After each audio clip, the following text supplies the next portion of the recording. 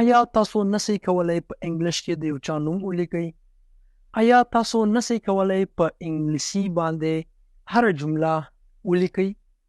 او یا هم آیا تاسو تر اوسه پورې نسئ کولی چې په انګلیسي هغه خطونه کوم لیکل شوي دي هغه ووایئ؟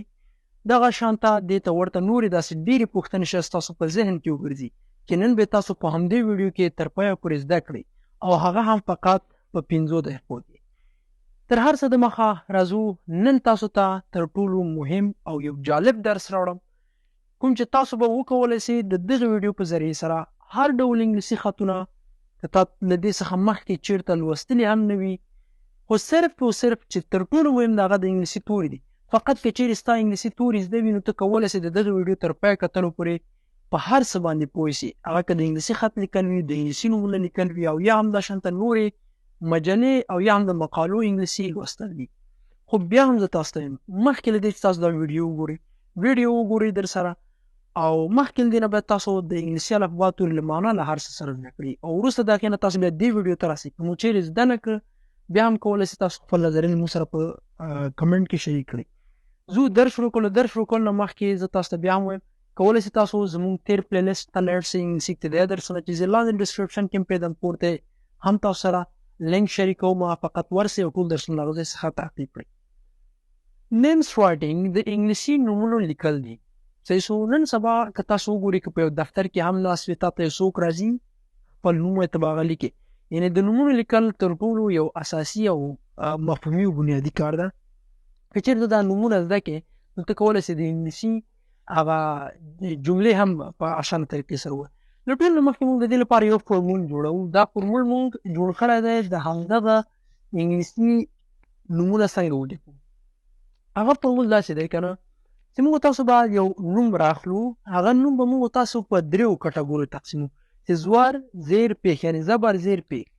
کوم نوم چې زبر غوښته هغه ته به زبر ورکوئ، کوم چې زیر غوښته زیر او کوم چې پیښ غوښته پیښ. یعنې فقط تاسو به په یو نوم باندې د قاعدې شکل ترتیب کوئ. یو داسې پلان به جوړوئ لکه څنګه چې یو ماشوم ته څوک په سپاره کې مثلا وایي د بې د پاسه زور مثلا داسې یو س د پاسه زور سا ضرب سا بې ضرب دا رقم یو داسې یو قواعد تاسو ته جوړ کړي دي. زه دا قاعده تاسو ته تشریح کوم. هر ځای کې چې تاسو نوم وینئ کله چې زور زیر پیښ تاړو په درې برخو کې تاسو به د زبر دپاره همیشه دپاره ای کاروئ. هغه هم یا وړه ای چې هغه معمولا که په سر د کلمې کې راځي غټه ای به کاروئ، که په منځ د کلمه کې راځي تاسو به وړه ای کاروئ. هر نوم چې زبر غوښته هغه ته به تاسو ای کاروئ. هر نوم چې زیر غوښته د هغه دپاره به یا ای یا آی کاروئ. صحیح شو. چې ډېری اوس وخت کې به تاسو د آی څخه کار واخلئ او هر هغه نوم چې پیښ غوښته هغه ته به او یا یو اخلئ چې له ټولو نه اوس ډېر کارېږي یو. صحیح شو. او او هم خلک کاروي. 3 قواعد تاسو زده کړئ. نوم به راواخلئ په زور زیر پیښ به واړوئ. زور ته به ای ورکوئ چې زور راځي. خپل توری په جای پرېږدئ، خپل توری خو به لیکئ اما دغه زبر دپاره به ای، زیر دپاره به ای یا آی او د پیښ دپاره به او یا یو کاروئ. دلته ما تاسو ته نومونه لیکلي ښه په دقت سره ګورئ. یو نوم مې لیکلی تاسو ته ترتیب کړی مې دا ترکیب د 4 تورو څخه د احمد الف ح م د 4 تورونه مې جوړ کړی. صحیح ده.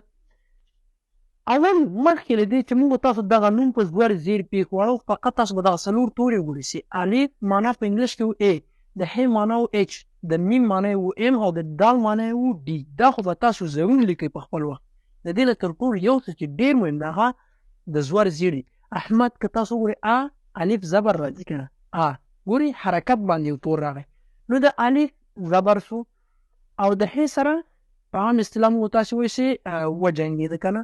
د میم د پاسه زور راغی بیا د میم په حرکت راځي که نه مد میم زبر دال سره. اوس به دا څنګه کوو؟ د الف په جای باندې به تاسو خپله ای لیکئ. دا خو یا کله چې د الف په سر زور یو د دوه څخه یو دانه ولیکئ کافي ده. یا د زور معنا ولیکئ ای یا د الف معنا. اوس راغلو ح ته. د ح معنا د اچ. صحیح شو. موږ تاسو په تېر درس کې ویلي دي. که بیا هم چا نه وي کولی سم دې چینل کې ابتدایي درسونه ته لاړ سم ټول تشریح کړي. د ح معنا یې اچ. اوس راځو میم ته. د میم معنا یې د ام. صحیح شو. خو دغه زور یې ګوره پاتې ده. تاسو به د دې زور معنا هم ورکړئ. د زور معنا یې څه ده؟ د زور معنا یې ده ای. صحیح شو. د زور معنا یې څه ده؟ ای ده. د ای معنا یې دلته موږ بازه لیکلی او د دال معنا یې څه ده؟ ډي ده. یعنې د زور یې ځان ته سو، د حرکاتو یې ځان. اول خو همدا 4 توري دي ای اچ ام ډي. یو ای پکې اضافه سي ای د دغه میم زور معنا ورکوي. انشاءالله پوه شئ. دویم ته راځو.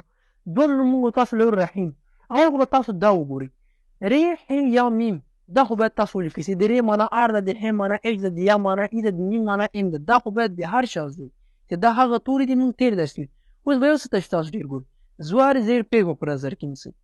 راحم را د پاسه زور لري که نه، چې کله ته دې ته حرکت ورکوې نو دا به ته څنګه وایې رحم. صحیح شو. که ته چېرې زور نه ورکوې نو دا بیا حرکت کې نه راځي، ری هملته ساکن پاتې کېږي. نو ته به دې ته حرکت ورکوې چې په زبر سره رحم. د ری معنا سو آر، د زبر معنی سو ای. هر ځای چې تاسو زبر وینئ یعنې زور وینئ تاسو به ای ورکړئ. د ح معنی ده اچ. د زیر له یا سره ګورئ یو صرف زیر راتړل دي چې هغه یا نه وي ورسره. مثلا که چېرې دا یا نه وی موجود او دلته تنها زیر وی بیا موږ تاسو ای ورکوله. اوس چې کله زیر او یا یو ځای راغلي دلته زیر هم د ای په معنا سره راځي او دلته یا راځي یا هم د ای په معنا سره راځي. نو ته به د دې دواړو ای په ځای باندې څه شی ورکړې آی وکاروې. او د میم معنی سوله ام. اوس به تاسو چې استاد تاسو ویل د میم نه نور حرکت ورکړه ځکه په دې ځای کې دغه نوم خلاصېږي. تاسو رحیم میم باندې ساکن سو ودرېد. اما که چېرې دا میم بیا وویلی شي که نه مثلا رحیمان وویل شي که نه نو بیا به تاسو ام نه وروسته بیا ورپسې ام ورکوئ بیا به کوم توري شي نور جواب ورکوو. خو دا په یاد ولرئ هر وخت کې چې تنها زیر راځي او ورسره یا نه وي نو تاسو به ای ورکوئ. کله چې زیر یا راځي دلته بیا ځکه دلیل دا ده چې هم د زیر معنا دلته ای لرو هم د یا معنا په تورو کې موږ تاسو ای لرو. نو بیا دا دواړه نشي کولی چې ته ای ولیکې. صحیح شو. دریم تور راځو محمد الله. صحیح شو. محمد الله. صحیح شو. نو تاسو به اول میم پیخ لري که نه محمد الله د میم په سر پیخ ه زبر بیا له میم سره جنګېدل دال پیخ همدا شان ته راځو کې. د میم معنی یې سوله ام، د پیخ معنی یې سوله او. صحیح شو. د ح معنی یې سوله اچ. بیا هلته دا ح ګوره زور لري که نه پیخ لري. د پیخ معنی سوله یو. بیا دلته میم شو محمد. دغه میم دوه ځلې ویل کېږي که مو فکر وي که نه ځکه دا میم دوه ځلې ح میم در حم میم زر ما ګوره دوه دفعې ویل کېږي یعنې دغه میم دوه ځلې یا ویل کې دا سو حم ما. هم یې چې کله شو دلته مو ام ولیکئ بیا ما چې بیا پیجک شو بیا به مو تاسو ته بل ټیم ورکړو. نو بیا د زور معنی یې سوله ای، د دال معنی یې سوله ډي، د یو پیک معنی یو ډبل ال ای محمد الله ام او اچ یو ډبل ام ای ډي یو ډبل ال ای اچ. صحیح شو. راځو بل موږ تاسو ته لیکلی شمس. د شین معنا موږ تاسو ولټوو. په ترکیبي تورو کې د شین معنا ورکړې ده اس اچ. دا دواړه به لیکئ. بیا د میم سره د زبر معنی چې د شین په سر حتما زور شته که نه نو د زور معنی سوله ای، د میم معنی سوله ام او د سین معنی سوله اس. شمس. صحیح شو که نه شمس. بل لرو موږ تاسو امین الله. امین الله ما تاسو ته مخکې ویل شوی د الف په سر چې زور راځي همیش به تاسو ای ورکړو. نو ای ا د میم معنی ام ښه زیر له یا سره چې هر وخت کې راځي نو تاسو به آی وکاروو. د نون معنی سوله ال، د پیخ معنی سوله یو ډبل ال ای اچ امین الله. امین الله. که راځو بیا مثلا تاسو له روح الله.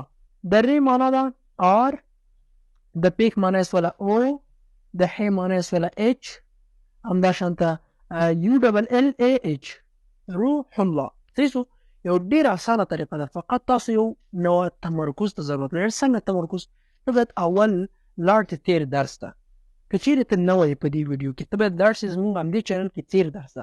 لومړی درس به وګورې چې کوم د موږ د انګلیسي الفبا تورې تشریح کړي دي. انګلیسي الفبا تورې غټ واړه هم تشریح کړي د هغوی معنا مو لیکلی ټوله چې ای د چیش معنا ورکوي، ډي د څه معنا ورکوي، سي د هغه چې کله زده کړل بیا ته وروسته د هغې نه راسه دې درس ته. په دې درس کې ته صرف زور زیر پیښ زده کړه چې د زور معنا ای، د زیر معنا ای، د پیښ معنا او یا یو. او بیا وروسته له هغه نه حرکت ورکړه چې حرکت دې ورکړه ته به وکولی شې چې هر ډول نوم وي همدغه یو ویډیو کې تر پایه که چېرې په دقت وګورې څه دا لیکلی شي. صحیح ده. باوري توګه زه تاته ویلی شم. بل زه تاسو ته وایم یو څو نومه زه خیر نور هم لیکم. بل زه مثلا دلته یو نوم لیکم که نه زه څه لیکم صفي الله. صحیح ده. صفي الله. دلته موږ تاسو صاد په سر زوره صا فی زیر له یا سره پیښ صفي الله. نو د اس د صاد معنی سوه اس، د زور معنی سوه ای، د فی معنی سوه اف. ښه زیر له یا سره آی ګورې ورته دلته یو ډبل ال ای اچ. صحیح شو. صفي الله. صحیح شو. همدا هلته بل مو تاسو لرو کلیمُ الله. صحیح ده. کاف زور لري کا، لام زیر له یا سره، میم پیښ. فقط دومره مې ستاسو. د کاف معنی سوه کې، د زبر معنی سوه ای، د لام معنی سوه ال، زیر له یا سره آی، ام یو ډبل ال ای اچ. په سلهاوو زرهاوو دې ته ورته نور مثالونه هم تاسو کولی شئ، فقط په همدغه درس کې تر پایه وګورئ. بیا هم که چیرې په درس پوه شوي نه یئ، کولی شئ حتما د همدې ویډیو لاندې کمنټ پرېږدئ چې استاد موږ په دغه درس پوه نه شو، دغه څنګه. او یا هم که چیرې ضرورت کېږي موږ ته کولی شئ په لاندې کمنټ کې ووایئ چې استاد موږ په دغه درس باندې 100% پوه شو، بله ویډیو هم په همدې جوړه کړه.